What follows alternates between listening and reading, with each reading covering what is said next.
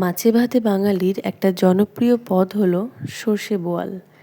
আজ সেটাই বানাচ্ছি। প্রথমে বোয়াল মাছগুলোকে ভালো করে ধুয়ে লবণ, হলুদ আর সর্ষের তেল মাখিয়ে রেখে দিন। আর লাগছে আলু, পেঁয়াজ কুচি, সর্ষে বাটা, ধনেপাতা। প্রথমে কড়াইতে সর্ষের তেল দিয়ে সামান্য লবণ দিয়ে দিন। এতে করে বোয়াল মাছ ভাজার সময় তেল ছিটে আসবে না।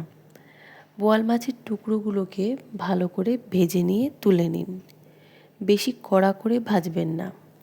ওই তেলেই কেটে রাখা আলুগুলোকে সামান্য ভেজে নিন। আরও কিছুটা সর্ষের তেল দিয়ে কালো জিরে ফোড়ন দিন। তারপরে সর্ষে বাটা কড়াইতে দিয়ে ভালো করে নাড়াচাড়া করে নিন। হলুদ গুঁড়ো, লঙ্কার গুঁড়ো ও লবণ দিয়ে ভালো করে সর্ষেটাকে কষিয়ে নিন। সর্ষেটা কষা হয়ে গেলে পেঁয়াজ কুচি ও ভেজে রাখা আলু দিয়ে আরও 2 মিনিট ভালো করে কষিয়ে নিন। তারপর পরিমাণ মতো জল দিন। ঢাকা দিয়ে কিছুক্ষণ রেখে দিন। আলুটা সিদ্ধ হয়ে গেলে ভেজে রাখা মাছ দিয়ে আরও 2 মিনিট ঢাকা দিয়ে রাখুন।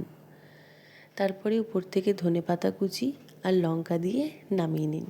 এই ভিডিওটি যদি আপনাদের ভালো লেগে থাকে তাহলে অবশ্যই like, share, comment and follow.